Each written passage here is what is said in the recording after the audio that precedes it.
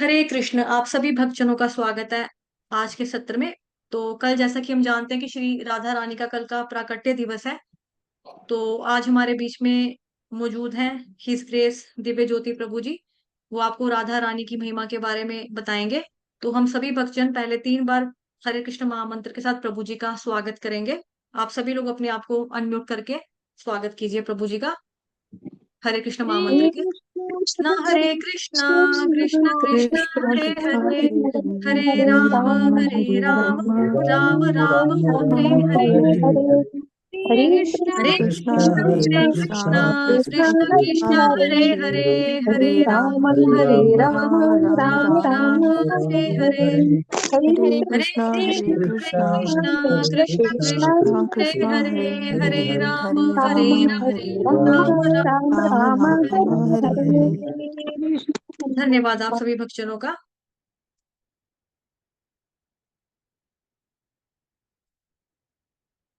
क्या हो गया? ओके।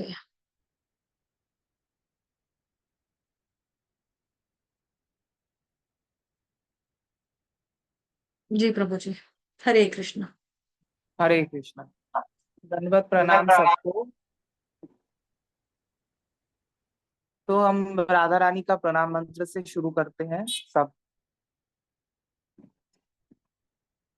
तप्त कांचन गौरांगी राधे वृंदावनेश्वरी, वृषभानुसुते देवी प्रणमामि हरिप्रिये। तप्त कांचन गौरांगी राधे वृंदावनेश्वरी, वृषभानुसुते देवी प्रणमामि हरिप्रिये। तप्त कांचन गौरांगी राधे वृंदावनेश्वरी, वृषभानुसुते देवी प्रणमामि हरिप्रिये। हरे कृष्णा। जय श्री राधे। मैं शुरू करूं क्या माता जी? जी प्रभु जी प्लीज। हरे कृष्ण। तो आप सबको पता ही है राधा रानी कौन है। राधा रानी भगवान श्री कृष्ण के लादिनी शक्ति है। राधा रानी श्री कृष्ण को हमेशा आनंद में रखते हैं, क्योंकि गोलोक में जब सृष्टि के प्रारंभ में जब भगवान थे, पर ब्रह्म पुरुषोत्तम भगवान, तब वो अकेले थे और श्रीमती राधा रानी उनके हृदय में थे। तो वो तब भी प्रकाशित नहीं हुए थे। तो जैसे कि श्रुति बोलता है कि एकाकी न रमते, पर ब्रह्म बोलता है कि एकाकी न रमते। एकाकी कभी आनंद नहीं किया जा सकता, उसके लिए एक संगिनी, कॉम्पेनियंस, इन सब का जरूरत होता है। तो इसीलिए सकामयते, मतलब परम पुरुष ने इच्छा प्रकाश किया, कामना किया कि मैं एक से बहु हो जाऊंगा, एक से मैं बहु अनेक अनेक रूप धारण करूंगा और आनंद को प्रकाशित करूंगा। तो उसी आनंद का प्रकाश जब उन्होंने करने की इच्छा किया, तब उनके हृदय से ये उनका लादिनी शक्ति प्रकट हुई। जैसे ही देवी प्रकट हुई, तो वो देवी कृष्ण को देख के बहुत ही ज्यादा वो शर्माती रही और कृष्ण के लिए वो पुष्प चयन के लिए धावित हुई, मतलब दौड़ने लगी कि कहाँ पे पुष्प है। तो इसीलिए क्योंकि उनका प्राकट्य रास मंडल में हुआ था, तो रास मंडल में प्राकट्य होने के कारण रा, और क्योंकि वो धावित हुई थी, भागी थी पुष्प चयन करने के लिए भगवान के लिए, तो इसलिए उनका नाम पड़ा राधा। जो हमेशा भगवान की सेवा में नियत तत्पर है, वही है राधिका। तो राधिका जो है वो कृष्ण ही है, कृष्ण और राधा में कोई भेद नहीं है। तो इसके बारे में नारद पंचरात्र में बोलते हैं, द्विभुज सोऽपि गोलोके बभ्राम रास मंडले, गोप वेशस्य तरुणो जलद श्याम सुंदरः, एकैषः प्रथमत द्विधा रूप बभूवसः, एका स्त्री विष्णु माया या पुमानेक स्वयं विभु, स च स्वेच्छामये श्यामः सगुणो निर्गुण स्वयं, त्वां दृष्टा सुंदरीं लोलां रतिं कर्तुं समुद्यतः। इसका मतलब कि परमात्मा भगवान गोलोक की रास मंडल में हमेशा गोप वेश में, श्याम सुंदर रूप में, द्विभुज स्वरूप में हमेशा भ्रमण करते हैं। वो एकमात्र ईश्वर अपने आप को द्वि रूप में विभाजित किया, दो रूपों में विभाजित किया। उनमें से एक भाग हमेशा स्त्री रूप में रहते हैं और दूसरे भाग जो है वो हमेशा पुरुष रूप में रहते हैं। जो स्त्री भाग है उसको विष्णु माया बोला जाता है, और जो पुरुष रूप है वो हमेशा स्वेच्छामय और श्याम कांतिधर और निर्गुण है, त्रिगुण से परे है। और उसी देवी के साथ वो हमेशा रति विलास करते हैं। तो ऐसे करके जो है राधा रानी का प्रकट हुआ। तो राधा रानी का आज हम जन्म लीला के बारे में जानेंगे। तो राधा रानी का जन्म लीला एक हम सब जानते हैं, जो हम रावल पे जाते हैं, रावल में गए हैं, उन सबको पता है कि रावल में एक कुंड है, एक सरोवर है। उस सरोवर में एक बार वो एक्चुअली में कोई सरोवर नहीं था, पहले उसी जगह से यमुना प्रवाहित होता था। फिर बाद में बहुत क्योंकि नदी अपना जो गति पथ है उसको परिवर्तित करते हैं, तो जो यमुना नदी है वो पीछे से चला गया, और ये एक सरोवर के रूप में हम देख सकते हैं आज के टाइम पे। तो विश्वभानु महाराज एक बार स्नान करने के लिए यमुना में गए थे दोपहर को, क्योंकि एक तो स्नान होता है ब्रह्म मुहूर्त में, एक स्नान होता है, और क्योंकि गृहस्थ लोगों को हमेशा 2 बार या 3 बार स्नान करना चाहिए, और विश्वभानु महाराज जो थे वो वैश्य थे, तो उनको त्रिसंध्या करना पड़ता था। तो संध्या बंदन के लिए वो दोपहर में स्नान करने गए थे। तो स्नान करके वो संध्या बंदन करेंगे। तो जैसे ही वो स्नान कर रहे थे और सूर्य देव को अर्घ दे रहे थे, क्योंकि उनका जो कुल देवता थे वो थे सूर्य नारायण, सूर्य देव को अर्घ दे रहे थे, तो उनके सामने एक कमल, एक स्वर्ण कमल प्रकट हुआ, और उसी स्वर्ण कमल में श्रीमती राधा रानी को उन्होंने देखा। जो कि राधा रानी का शरीर का जो रंग है वो सभी जानते हैं कि तप्त कांचन गौरांगी। एक सोने को जितने बार, सोने को अगर हम आग में जलाते हैं तो जितना प्रभा निकलता है, जितना प्रकाश निकलता है, उसको भी निंदा करने वाले उनकी शरीर का जो अंग प्रभा है। तो उस कन्या को उन्होंने देखा और उस कन्या को अपने साथ लेके आए। तो तब जाके गर्ग मुनि ने उनका नाम रखा कि इसका नाम है राधा। ये जो है भगवान श्री कृष्ण का सबसे पहला आराधिका है। तो ये कहानी हम सब जानते हैं कि राधा रानी कैसे अंधा होके प्रकट हुई थी, क्योंकि वो चाहते थे कि कृष्ण जब उनके सामने आएंगे तब वो अपने आंखों को खुलेंगे। तो कृष्ण जब एक बार आए थे, राधा रानी के अन्नप्राशन में आए थे, तो उस टाइम पे अन्नप्राशन में हाँ, अन्नप्राशन में आए थे, तब कृष्ण आके उनको स्पर्श करते हैं, तो राधा रानी तब अपने आंखें खोलते हैं। लेकिन आज हम दूसरा एक कहानी जानेंगे, जिस कहानी के बारे में सब लोगों को पता नहीं है, और किसी भी पुराण में कहीं पे भी उल्लेख नहीं है। तो रूप गोस्वामी ललित माधव में ये कहानी को लिखते हैं, इस कहानी के बारे में उल्लेख करते हैं कि राधा रानी पहले विंध्य पर्वत के पुत्री के रूप में जन्म लिए थे। अब देखिए भगवान के जो लीला है प्रत्येक कल्प में होता है, और कल्प भेद में जो लीला होता है उसमें थोड़ा वेरिएशन होता है। किसी कल्प में जो है राधा रानी स्वयं वृषभानु और कीर्तिदा की कन्या के रूप में प्रकट होती है, किसी कल्प में राधा रानी कमल से प्रकट होती है, तो किसी कल्प में राधा रानी विंध्य पर्वत के कन्या के रूप में प्रकट होती है। तो ललित माधव पे उन्होंने लिखा है कि एक बार विंध्य पर्वत, उनको बहुत जेलसी था कि हिमालय जो है, हिमवान ने प्रकृति देवी पार्वती को अपना पुत्री के रूप में प्राप्त हुआ था, और पार्वती का विवाह हुआ था शिव जी से। तो इससे क्या हुआ कि हिमवान का जो कुल है, पर्वतों का कुलों में जो है हिमवान सबसे श्रेष्ठ है। तो वो उनका जो प्रभाव है, महिमा है, वो और भी ज्यादा बढ़ गया, क्योंकि शिव जी से उनका पुत्री का विवाह हुआ है।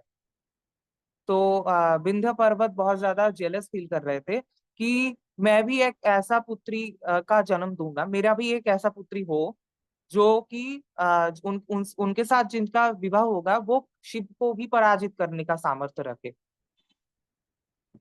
तो विंध्य पर्वत ने ब्रह्मा जी का साथ तपस्या किया, तो ब्रह्मा जी ने बोला कि देखिए ऐसा कोई कन्या तो है नहीं, सिर्फ श्रीमती राधा रानी ही है जो कि आ, देवी पार्वती से भी अधिक प्रभावशाली है, अधिक गौरवमयी है। तो बोला कि आप जो है श्रीमती राधा रानी का तपस्या करिए और राधा रानी को संतुष्ट करिए। तो विंध्य पर्वत ने राधा रानी का तपस्या किया और राधा रानी उनकी तपस्या से संतुष्ट होकर उनको दर्शन दिए। तो राधा रानी उनको बोलते हैं कि आप वर मांगिए मुझसे। तो तब विंध्य पर्वत बोलते हैं कि हे देवी जगन माता, आप मेरे पुत्री के रूप में जन्म लीजिए और मेरे कुल को धन्य करिए। तो श्रीमती राधा रानी तब उनको तथास्तु बोलती है और वो अपने दो रूप में, कला रूप में, एक उनका कला रूप और ये वो स्वयं, ये दोनों रूप में उनके पुत्री बनने को स्वीकार करते हैं। अब ये कला रूप कौन है? गणेश चतुर्थी के अगले दिन जो पंचमी गया था वो था चंद्रावली पंचमी। उस दिन राधा रानी का कला प्रकाश जो कि है चंद्रावली, उनका जन्म तिथि था। तो राधा रानी अपने कला रूप में चंद्रावली और स्वयं श्रीमती राधा रानी, ये दोनों रूप में वो प्रकट हुए विंध्य पर्वत के पत्नी के गर्भ से। अब विंध्य पर्वत की पत्नी के गर्भ से उनका प्राकट्य हुआ, तो जो है विंध्य पर्वत बहुत ज्यादा खुश हुए और उन्होंने क्या किया, कुछ दिन बाद, उनके जन्म के बाद, उनका जात कर्म संस्कार करने के लिए बहुत व्यस्त हो गए। क्योंकि जब नवजात शिशु का जन्म होता है तो उनका जात कर्म संस्कार किया जाता है। तो उनका जात कर्म संस्कार के दिन ही कंस ने देखा, कंस को एक स्वप्न में आए, योग माया देवी उनको स्वप्न में दिखाया कि कंस तुमको नाश करने के लिए अष्ट महाशक्ति ने जन्म ले चुके हैं। ठीक है, अष्ट महाशक्ति जन्म ले चुके हैं, वो तुम्हारा नाश करेंगे, तुम्हारा विनाश के लिए उनका जन्म हो चुका है। तो कंस बहुत ज्यादा डर जाते हैं कि एक तो कृष्ण जन्म ले चुके हैं, दूसरे ये कौन आ गया जो कि मेरा जो है मृत्यु का कारण बनेगा। तो उन्होंने पूतना को पूतना को आदेश दिया, पूतना जितने भी नवजात शिशु जन्म ले चुके हैं उनको अपना जहर पिलाओ, पिला के उनको मार दो। तो पूतना अ, आकाश मार्ग से जा रहे थे, जाते जाते विंध्य पर्वत के महल में आए। तो विंध्य पर्वत उस समय अपने पुत्रियों का जात कर्म संस्कार कर रहे थे। सभी श्रेष्ठ ब्राह्मण यज्ञ में आहुति दे रहे थे। तो उस समय पूतना आके राधा और चंद्रावली को लेके गगन मार्ग से उड़ के जा रहे थे, राधा और चंद्रावली को चोरी करके लेके जा रहे थे। और विंध्य पर्वत बहुत ज्यादा डर गए थे, इसीलिए ऋषि जो ब्राह्मण थे, ब्राह्मणों को आग्रह किया कि आप सब जो है ऐसा मंत्र पाठ करिए पूतना का शक्ति कम हो जाए। तो सभी ब्राह्मण यज्ञ में आहुति दे रहे थे और अ, वैदिक मंत्रों का उच्चारण कर रहे थे। उससे पूतना का शक्ति क्षीण होता जा रहा था और पूतना के हाथ से, पूतना मतलब इतना दुर्बल हो गई कि राधा और चंद्रावली को पकड़ के लेके जाना उसके लिए बहुत ज्यादा मुश्किल हो गया। तो पूतना के हाथ से राधा और चंद्रावली गिर के यमुना में गिर गए। और उस समय पे भगवती पौर्णमासी भगवती पौर्णमासी ने राधा और चंद्रावली को लेके वृषभानु महाराज और वृषभानु महाराज के भाई चंद्रभानु महाराज, इनके पास से लेके आए। राधा रानी को वृषभानु महाराज के हाथ में सौंपा और चंद्रावली को चंद्रभानु महाराज के हाथ में सौंपा। और ऐसे ही भगवती पौर्णमासी ने आ, पूतना के हाथ से और भी 8 प्रकार की सखियों को बचाया जिनको वो मारना चाहती थी। और भगवती पौर्णमासी ने उन सबको, अष्ट सखियों को भी आ, पूतना के हाथ से रक्षा किया। ऐसे करके राधा रानी सबसे पहले विंध्याचल पर्वत की पुत्री के रूप में प्रकट होती है। और फिर बाद में वृंदावन में स्थानांतरित होते हैं और वृषभानु महाराज की पुत्री के रूप में प्रकट होती है एक ही समय पे। तो ये जो है ललित माधव में रूप गोस्वामी बताते हैं। और एक राधा रानी का और एक जन्म लीला का कहानी है जो कि ब्रह्मांड पुराण में आता है। तो ब्रह्मांड पुराण में राधा हृदय खंड में वो कहानी आता है कि जो वृषभानु महाराज और कीर्तिता माता थी उनका कोई संतान नहीं हो रहा था। मतलब पुत्र संतान तो थे, श्रीदाम उनके पुत्र संतान थे, लेकिन उनको कन्या संतान का बहुत ज्यादा इच्छा था कि उनके गर्भ से एक कन्या संतान का जन्म हो।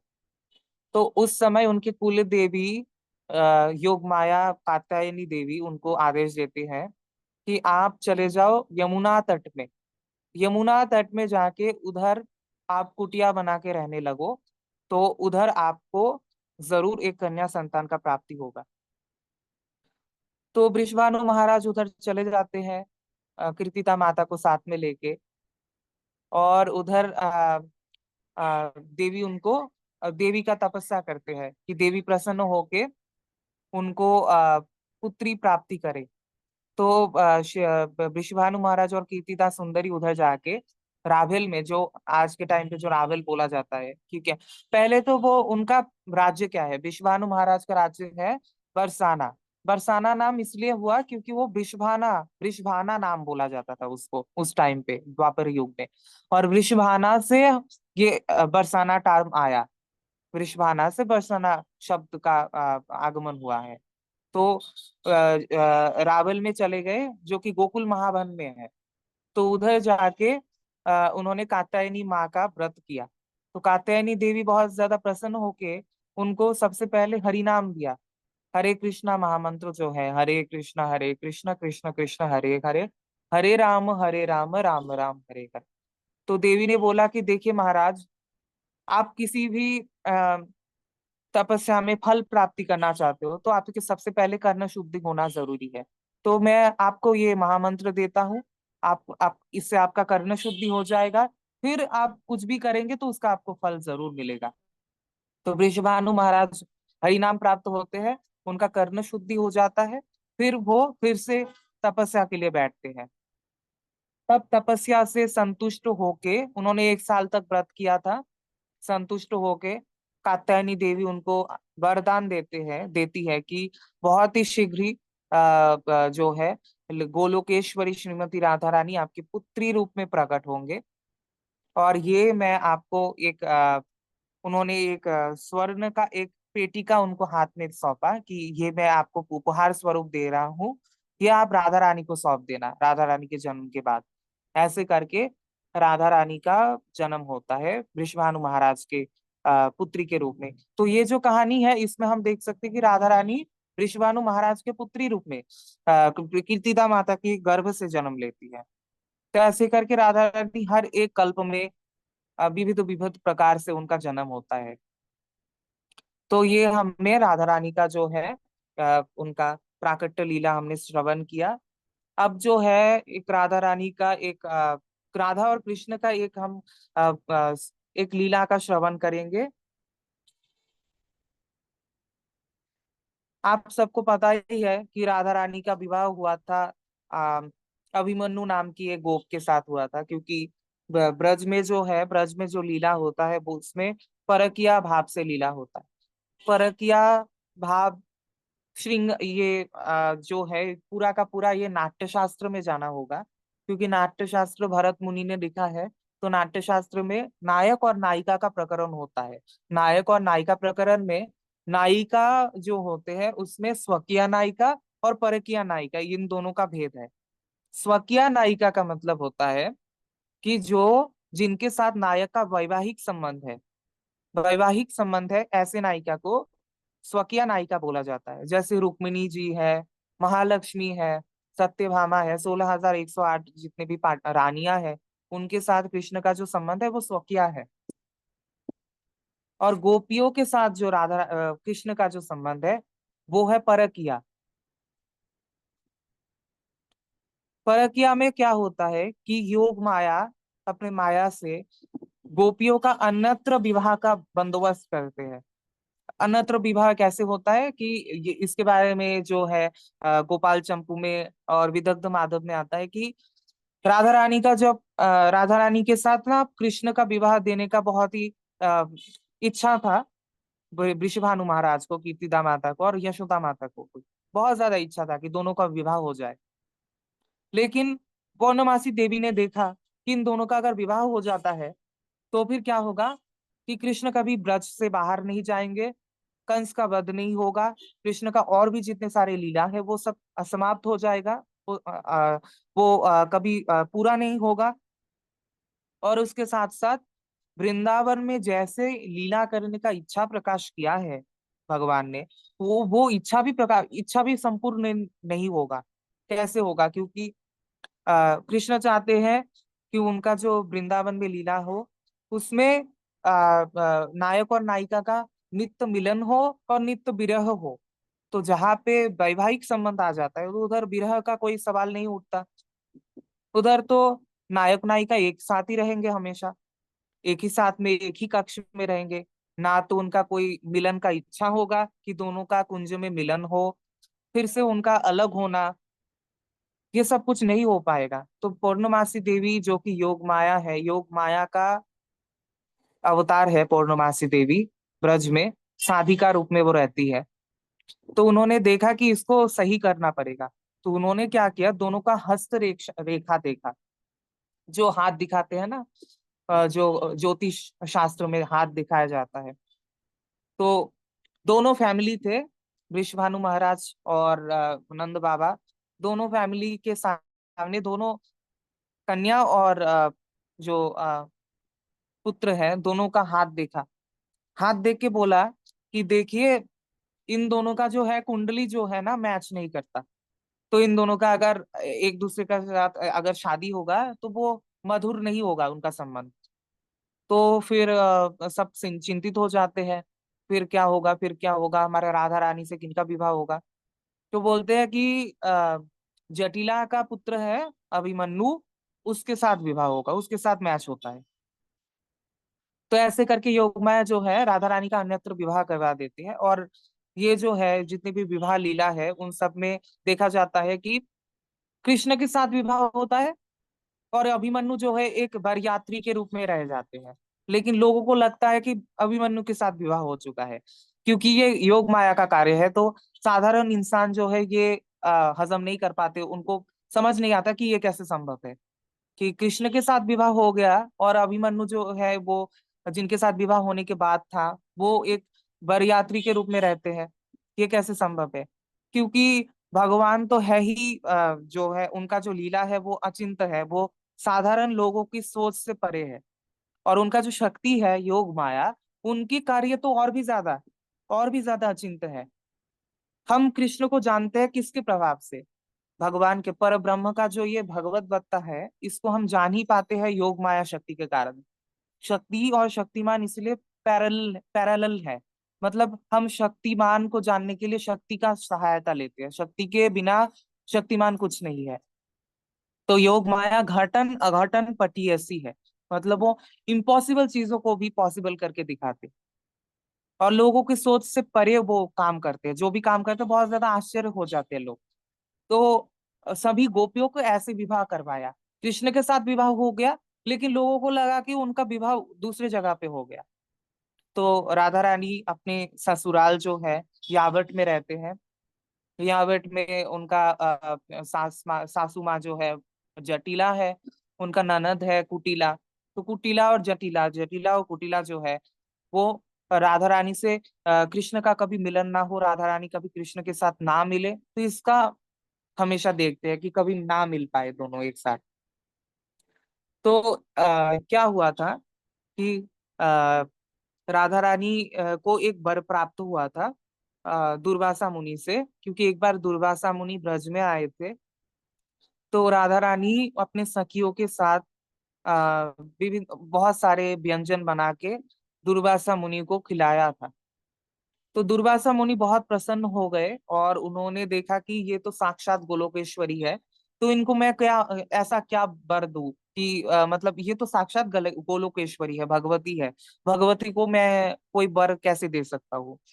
फिर वो सोचते हैं ठीक है, क्योंकि वे लीला कर रहे हैं तो लीला में सहायता हो, लीला में परिपुष्टि साधन हो, तो मैं एक वर दे देता हूँ कि हे राधे, तुम्हारे हाथ से जो भी कोई खाएगा, तुम्हारे हाथ का व्यंजन कोई भी अगर खाएगा तो अमर हो जाएगा, इतना शक्तिशाली हो जाएगा, कोई असुर उसका कुछ नहीं कर सकता।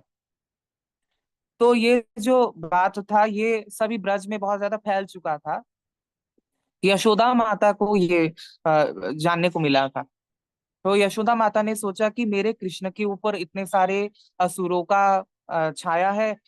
पुतना आई थी, तृणावर्त आए थे, बकासुर अघासुर, इतने सारे असुर आते रहते हैं। तो मेरे कृष्ण के लिए राधा रानी के हाथ से खिलवाना बहुत ज्यादा जरूरी है, क्योंकि राधा रानी को वर मिल चुका है। तो राधा रानी के लिए उन्होंने पत्र लिखा जटिला को कि जटिला, तुम शीघ्र ही अपने पुत्र वधु को रोज मेरे घर पे भेजा करो। उससे क्या होगा कि वो आएगी और मेरे कृष्ण के लिए व्यंजन बनाएगी और मैं उसको कृष्ण को खिलाऊंगा। तो जटिला मान जाती है कि ठीक है, मैं भेज दूंगा। तो राधा रानी रोज जाती है नंद गांव में और जाके कृष्ण के लिए भोजन बना के चली आती है। तो जटिला को आ, ये तो था, जटिला मानना नहीं चाहती थी, लेकिन यशोदा उनकी सहेली है तो उन्होंने मान लिया था। लेकिन वो फिर भी कुटिला एक दिन बोला कि माँ, तुम जो ये राधा रानी को उधर भेजती हो, उससे क्या होता है कि राधा राधा रानी के नाम से ब्रज में एक कलंक सा है, कि राधा जो है वो कृष्ण कलंकिनी है, विवाहित होके कृष्ण के साथ परपुरुष के साथ संबंध रखती है। तो जो है इस वजह से जो है उसका जो है ना नंदगांव जाना बंद कर दो। तो ऐसे करके क्या किया कि कुटिला ने राधा रानी को जाना बंद कर दिया। थोड़ा रुकिए, मैं पानी पी के आता हूँ।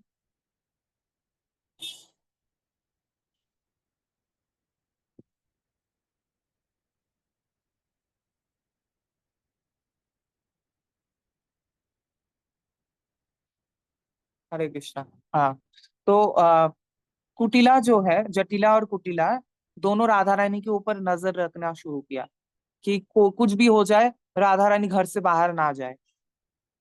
तो राधा रानी के शयन कक्ष के बाहर कुटिला हमेशा पहरा देती थी कि जो है राधा रानी कहीं बाहर ना चले जाए और कृष्ण कभी खिड़की से ना चले आए। तो इसीलिए वो पहरा देना शुरू किया। तो एक दिन क्या हुआ कि कुटिला ने देखा कि राधा रानी के कक्ष के अंदर एक बंशी है, कृष्ण का बांसुरी है। तो ये देख के उसको संदेह हुआ कि ये कैसे संभव है, मैं हम लोग रोज ही उनको पहरा दे रहे हैं, फिर भी घर के अंदर एक बांसुरी है।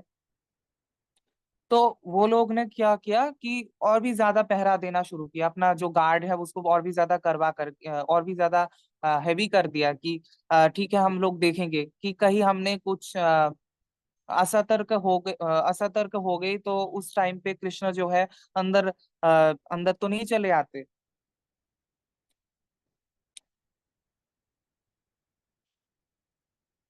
तो क्या हुआ कि कुटिला फिर से एक दिन देखा कि फिर से है राधा रानी के कक्ष में कृष्ण का बांसुरी है। तो कुटिला ने क्या किया कि अच्छा, मतलब हम लोग जितने भी पहरा देते हैं उसके अंदर भी कृष्ण चले आते हैं। तो कुटिला ने क्या किया कि वो बांसुरी लेके कृष्ण राधा रानी के जो हस्बैंड है अभिमन्यु को दिखाने के लिए, देखो तुम्हारी जो पत्नी है वो क्या करती है, वो परपुरुष के साथ हमेशा मिलती है, वो दिखाने के लिए लेके जाते हैं। तो उसी समय पे जो है पूर्णमासी देवी उधर चली आती है और पूर्णमासी देवी आके पूछते हैं कि इतना हंगामा क्यों है घर में। तो कुटिला बोलते हैं कि देखो राधा रानी कृष्ण के साथ कृष्ण जो है रोज राधा रानी के साथ मुलाकात करने के लिए चले आते, घर के अंदर चले आते हैं, कक्ष के अंदर चले आते हैं, हम इतना ज्यादा गार्ड देते हैं फिर भी चले आते हैं, पता नहीं कैसे आते हैं। और फिर जब हम उनके घर पे जाते हैं तो वो अदृश्य हो जाते हैं, अपने बांसुरी को रख के चले जाते हैं। तो पौर्णमासी देवी ये बात सुन के बहुत ज्यादा हंसने लगी। और कुटिला देखा कि अरे पौर्णमासी हंस रही है, तो वो पौर्णमासी को हंसते हुए देख के बहुत ज्यादा क्रोधित हो गए। तो कुटिला जी पूछते हैं कि भगवती आप इतना हंस क्यों रहे हो? तो पौर्णमासी बोलते हैं कि कुटिला तुमको नहीं पता कि ब्रज में कल से क्या हो रहा है? कल तो पूरा का पूरा ब्रज में बंशी का बरसात हुआ है। हर जगह पे तुम जाओगे तो एक ना एक तुमको बांसुरी मिलेगा ही मिलेगा, क्योंकि पूरे ब्रज में कल बंशी का बरसात हुआ है। तो ये सुन के कुटिला जो है बहुत ज्यादा चकित हो जाता है कि क्या बात है, ये ऐसा कैसे संभव है? कभी तो हमने कभी बा, बा, बारिश में कभी इसमें भी बारिश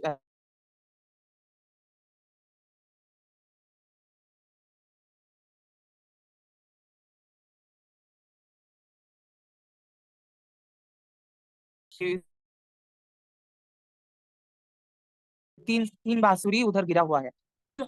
जटिला के घर के सामने गया, जटिला के रूम रूम के बाहर गया तो उधर आ, आ, 6 बांसुरी था। तो ऐसे करके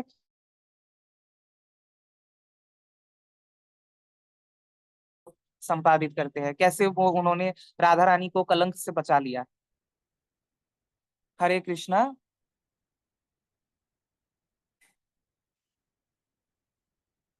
हरे कृष्णा माता जी। हरे कृष्णा जी प्रभु जी। हाँ जी प्रभु माता जी, मैं बोल रहा था कि मेरा जो ये जो था ये मैंने कर लिया। अब ठीक है कोई प्रभु जी। किसी को कोई हाँ क्वेश्चन हो? हरे कृष्णा, किसी का कोई प्रश्न है आज के टॉपिक से रिलेटेड तो वो हैंड रेस कर सकता है और प्रभु जी से पूछ सकता है। या फिर कोई भी किसी भी बारे में अगर किसी को पूछना हो तो?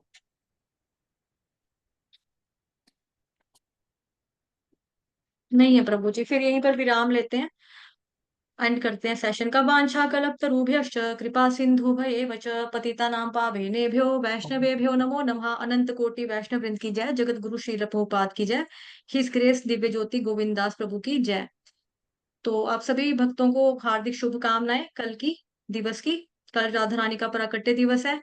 तो एक बार फिर से हम सभी भक्त प्रभु जी का 3 बार हरे कृष्ण महामंत्र बोलकर थैंक यू कहेंगे। हरे कृष्ण कृष्ण कृष्ण कृष्ण हरे कृष्ण हरे हरे हरे हरे हरे राम राम हरे राम राम राम राम कृष्ण हरे हरे हरे हरे हरे हरे राम राम राम कृष्ण हरे हरे कृष्ण कृष्ण हरे कृष्ण कृष्ण हरे कृष्ण कृष्ण हरे कृष्ण हरे हरे राम हरे हरे राम राम हरे हरे राम राम राम राम राम राम हरे हरे हरे हरे हरे कृष्ण हरे हरे कृष्ण कृष्ण कृष्ण कृष्ण कृष्ण हरे हरे हरे हरे राम हरे राम हरे राम राम राम हरे राम हरे। हरे हरे धन्यवाद राम प्रभु जी। दंडवत प्रणाम। हरे कृष्ण।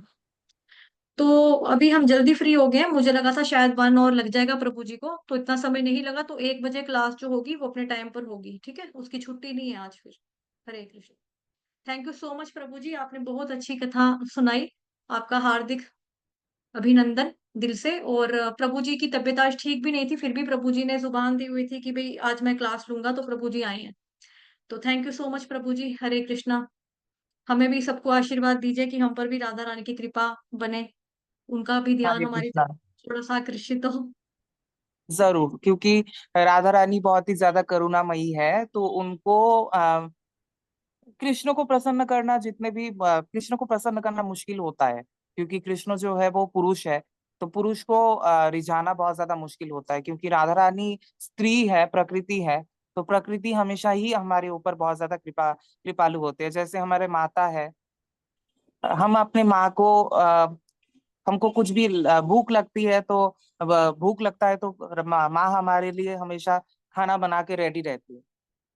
पापा के सामने जाने से हमको थोड़ा, पापा को उतना कुछ पता भी नहीं होता हमको क्या चाहिए क्या नहीं चाहिए, वो हमेशा मम्मी देखती है। तो राधा रानी जो है वो जगन माता है। तो जो जगन माता है वो बहुत ज्यादा कृपामयी है। तो कृष्ण का जो है कृपा जो हमको प्राप्ति, जो भी हम कृष्ण को हम जान पाते हैं, कृष्ण के जो ग्लोरीज है जितने भी हम जानते हैं, उन सबको फैलाने वाली भी एक देवी है, वो है राधा रानी। इसीलिए वो राधा रानी है। राधा रानी जो भी हम कृष्ण के लिए जो भी बनाएंगे हम, जो भी बनाते हैं, भोग बनाते हैं, कुछ भी बनाते हैं, या फिर पेंटिंग करते हैं, जो लोग पेंटिंग करते हैं, तो उससे जो उनको आनंद मिलता है, या फिर कोई भी अगर संगीत का के साथ जुड़ा हुआ है, जो भी कीर्तन करते हैं, तो उससे जो उनको जो आनंद मिलता है, हमको पेंटिंग करके आनंद मिलता है, हमको कुकिंग करके आनंद मिलता है भगवान के लिए, हमको कीर्तन करके आनंद मिलता है, हमको जप करके आनंद मिलता है। जितने भी जगह पे हम देखते हैं कि हमको आनंद मिलता है, भगवान से रिलेटेड जो भी चीजों में हमको आनंद मिलता है, इसी आनंद को, आनंद का प्रकाश मूर्ति है राधा रानी। तो राधा रानी हिलादिनी शक्ति है, तो वो हम तब जो हम आनंद को आस्वादन करते हैं, आनंद के बारे में जो हम आनंद को फील करते हैं, वो राधा रानी है एक्चुअली में। तो राधा रानी हमारे हृदय में आनंद रूप में वो परिस्फुटित होता रहते हैं। तो शास्त्र पढ़ के, किसी को शास्त्र पढ़ के बहुत ज्यादा आनंद मिलता है, वो भी राधा रानी है, क्योंकि राधा रानी स्वरूप शक्ति है। स्वरूप शक्ति का मतलब होता है वो शक्ति, जो शक्ति जो है, जिस शक्ति के माध्यम से कृष्ण जो है हम सबको रिवील करते हैं, वो वाली शक्ति जो कि मिरर की जैसा है। कृष्ण जब अपने, हम जब अपने मिरर में देखते हैं, उनका हमारा रिफ्लेक्शन हम देख पाते हैं, तो स्वरूप शक्ति वैसा ही है, मिरर के जैसा है। जो कृष्ण, हमारे पास कृष्ण डायरेक्टली नहीं आते, राधा रानी के माध्यम से ही आते हैं। इसीलिए उनका नाम सबसे पहले लिया जाता है, शक्ति का नाम सबसे पहले लिया जाता है, और शक्तिमान बाद में आते हैं। क्योंकि शक्ति के बिना तो शक्तिमान का कोई अस्तित्व नहीं है। शक्तिमान का अस्तित्व शक्ति से ही है। शक्ति के बिना जो है शिव भी शव है। इससे हम ऐसे सोच सकते हैं, शक्ति के बिना शिव भी शव है। जैसे शक्ति के बिना शिव शव है, वैसे ही शक्तिमान के बिना शक्ति का कोई अस्तित्व नहीं है। इसलिए शक्ति और शक्तिमान, इन दोनों का रहना बहुत ज्यादा जरूरी है। ये दोनों ही इंपॉर्टेंट है। शक्तिमान के बिना शक्ति का कोई अस्तित्व नहीं है, पृथक रूप से कोई अस्तित्व नहीं है। और शक्ति के बिना शक्तिमान का कोई अस्तित्व नहीं है। शक्ति शक्तिमान अभेदतः है। हरे कृष्णा। हरे तो कृष्ण कल प्रभु जी। कल हाँ है राधा अष्टमी। आप सब राधा कृपा कटाक्ष का आप लोग करिए, उससे आपको जरूर राधा रानी का कृपा बरसेगा आप सबके ऊपर।